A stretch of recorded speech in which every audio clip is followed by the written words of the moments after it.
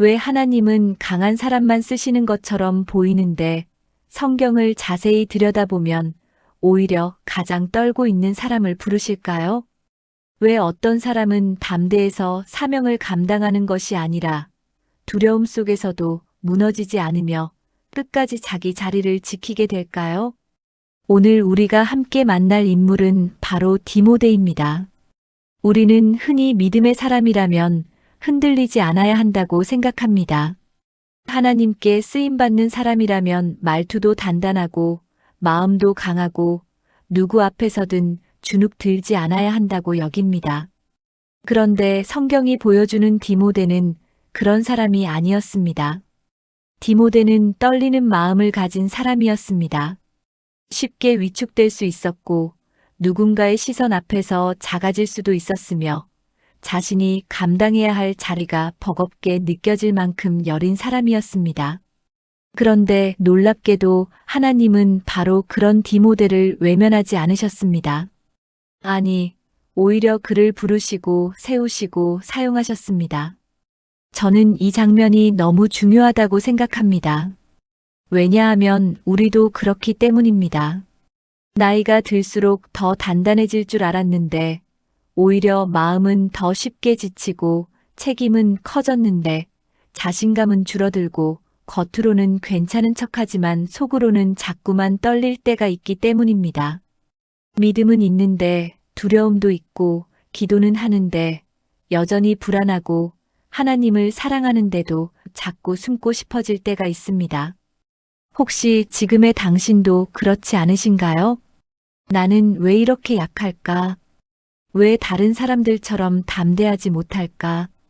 이런 나를 하나님이 정말 쓰실 수 있을까? 만약 이런 질문을 마음속에 품고 계셨다면 오늘 디모데의 이야기는 남의 이야기가 아닐 것입니다.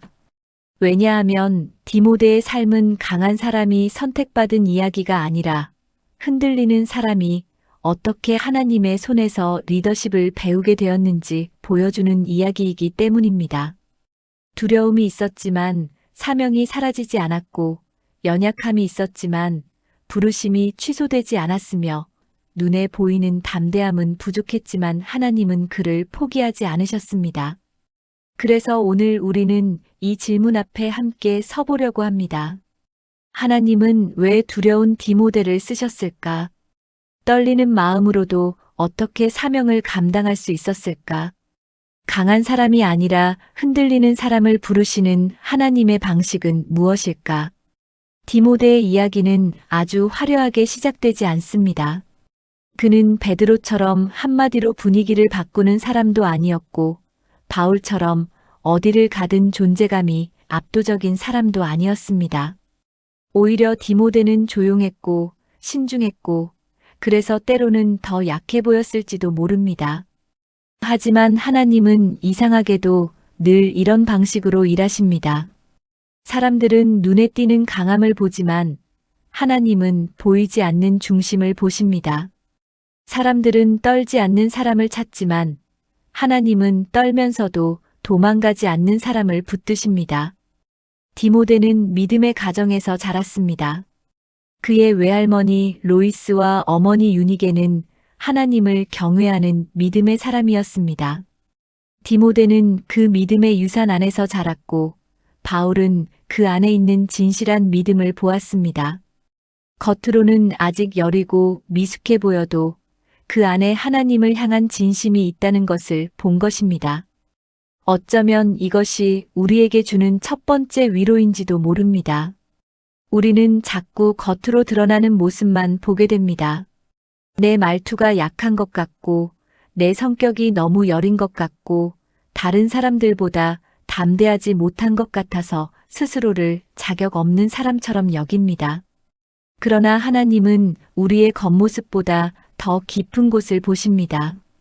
우리가 얼마나 능숙한가 보다 얼마나 진실하게 하나님을 붙들고 있는가를 보십니다. 그리고 바로 그 디모데에게 바울은 이런 말을 건넵니다. 하나님이 우리에게 주신 것은 두려워하는 마음이 아니요 오직 능력과 사랑과 절제하는 마음이니. 이 말씀은 많은 사람들에게 익숙한 구절입니다. 하지만 이 말씀이 더욱 깊이 다가오는 이유는 이것이 원래 두려움이 전혀 없는 사람에게 주어진 말이 아니라는 데 있습니다. 이 말씀은 지금 흔들리고 있는 사람, 마음이 움츠러든 사람, 사명을 감당하기에 스스로 부족하다고 느끼는 사람에게 주어진 말씀이었습니다. 그러니까 바울은 디모데에게 왜 아직도 무서워하느냐고 책망한 것이 아닙니다. 두려워도 괜찮다. 그러나 두려움이 너를 결정하게 두지는 말라고 붙들어 준 것입니다. 바로 여기서부터 디모데의 진짜 리더십이 시작됩니다. 그의 리더십은 처음부터 강해서 나온 것이 아니었습니다. 자신감이 넘쳐서 시작된 것도 아니었습니다. 하나님의 부르심이 자신의 떨림보다 더 크다는 사실을 조금씩 배워가면서 시작된 것이었습니다. 그런데 그 길은 결코 쉽지 않았습니다. 디모데는 젊었습니다. 교회 안에는 나이 많은 사람들도 있었고 신앙의 연륜이 깊다고 여기는 이들도 있었을 것입니다. 그런 자리에서 젊은 디모데가 말씀을 전하고 공동체를 돌보고 바른 길로 이끄는 일은 결코 가벼운 일이 아니었습니다. 누군가는 그를 무시했을 수도 있고 누군가는 속으로 그의 연약함을 알아차렸을 수도 있습니다. 그래서 바울은 말합니다. 누구든지 내 연소함을 업신여기지 못하게 하라. 이 말은 단순히 기죽지 말라는 말이 아닙니다. 너는 내 나이보다, 내 약함보다, 사람들의 평가보다 더 큰 하나님의 부르심 안에 있다는 선언입니다. 우리는 참 자주 사람들의 반응에 흔들립니다. 내가 한 말을 누가 어떻게 받아들였는지, 나를 어떻게 보는지, 내가 충분해 보이는지, 실수하지는 않았는지 그런 생각들로 마음이 쉽게 무너집니다. 특히 누군가를 돌봐야 하는 자리에 있을수록 더 그렇습니다. 엄마로, 아내로, 며느리로, 직장에서, 교회에서 우리는 늘 누군가에게 기대를 받습니다. 그런데 정작 내 마음은 너무 지쳐 있을 때가 있습니다. 바로 그럴 때 디모데의 이야기는 우리를 깊이 위로합니다. 하나님은 완벽하게 준비된 사람만 부르지 않으셨습니다. 하나님은 떨고 있는 사람을 훈련하시고 흔들리는 사람을 붙드시고 부족한 사람을 통해 하나님의 일을 이루셨습니다. 디모데는 아마 여러 번 스스로에게 물었을 것입니다. 내가 정말 이 일을 감당할 수 있을까? 사람들이 내 말을 듣지 않으면 어떡하지? 나는 왜 바울처럼 강하지 못할까? 하지만 믿음의 성장은 비교를 멈추는 데서 시작됩니다. 디모데가 바울이 될 필요는 없었습니다. 디모데는 디모데로 부르심을 받았기 때문입니다. 이것은 우리에게도 똑같이 중요합니다. 우리는 자꾸 다른 사람의 강함을 부러워합니다. 저 사람처럼 말 잘했으면, 저 사람처럼 담대했으면, 저 사람처럼 흔들리지 않았으면 좋겠다고 생각합니다. 그러나 하나님은 우리를 복사판처럼 만드시지 않으셨습니다. 각자 다른 성품과 다른 걸음으로 하나님을 따르게 하셨습니다. 누군가는 크게 외치는 사람이고 누군가는 조용히 오래 견디는 사람입니다. 그런데 하나님 나라에는 조용히 오래 견디는 믿음도 반드시 필요합니다. 어쩌면 디모데의 가장 큰 힘은 눈에 띄는 카리스마가 아니라 끝내 떠나지 않는 충성심이었는지도 모릅니다. 무너질 듯 하면서도 말씀 앞에 다시 서는 힘 위축되면서도 맡겨진 사람들을 외면하지 않는 마음, 상처받을 수 있으면서도 사명을 놓지 않는 그 끈질긴 순종이 디모데를 디모데답게 만들었습니다. 그리고 바로 그 점에서 디모데는 우리와 닮아 있습니다. 우리의 삶도 그렇지 않습니까? 대단한 영웅처럼 살지는 못해도 오늘 해야 할 기도를 하고 오늘 감당해야 할 자리를 지키고 오늘 무너지지 않기 위해 하나님을 한 번 더 부르는 것. 어쩌면 믿음은 그렇게 자라는 것인지도 모릅니다. 큰 기적 한 번으로 갑자기 사람이 바뀌는 것이 아니라 두려운 날에도 기도의 자리를 떠나지 않고 지친 날에도 말씀을 붙들고 아무도 몰라주는 날에도 하나님 앞에서 조용히 버티는 시간 속에서 믿음은 조금씩 뿌리를 내립니다.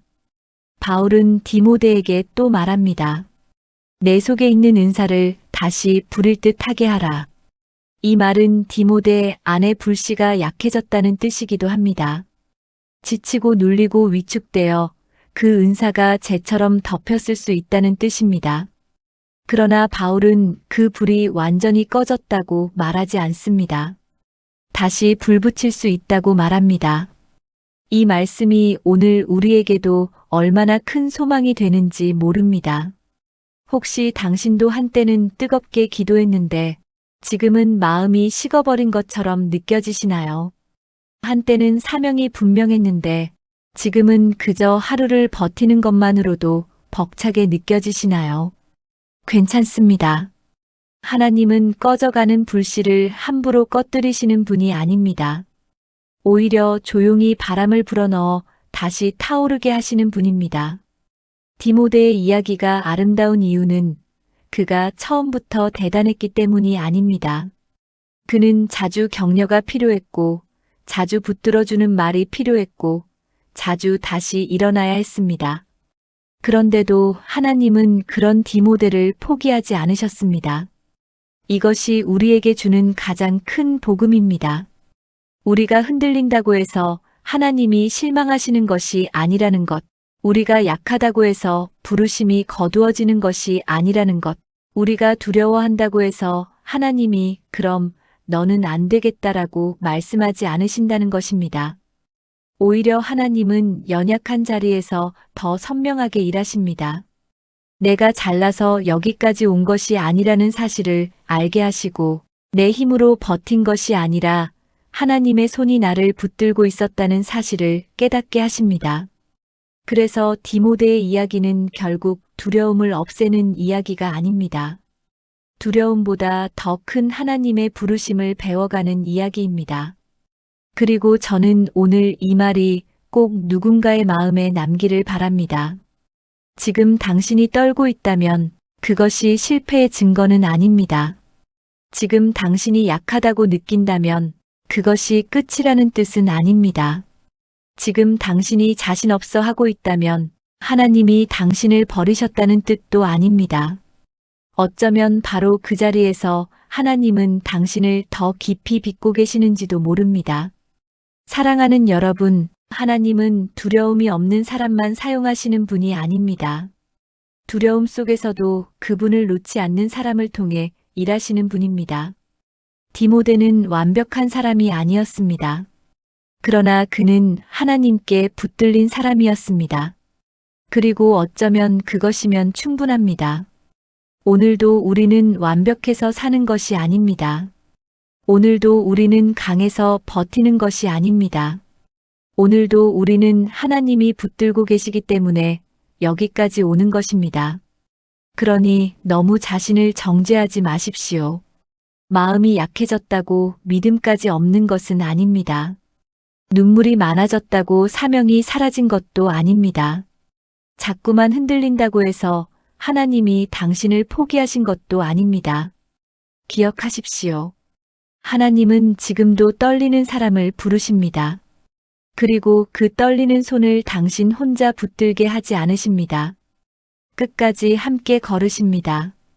그러니 오늘도 아주 작은 믿음이라도 괜찮습니다.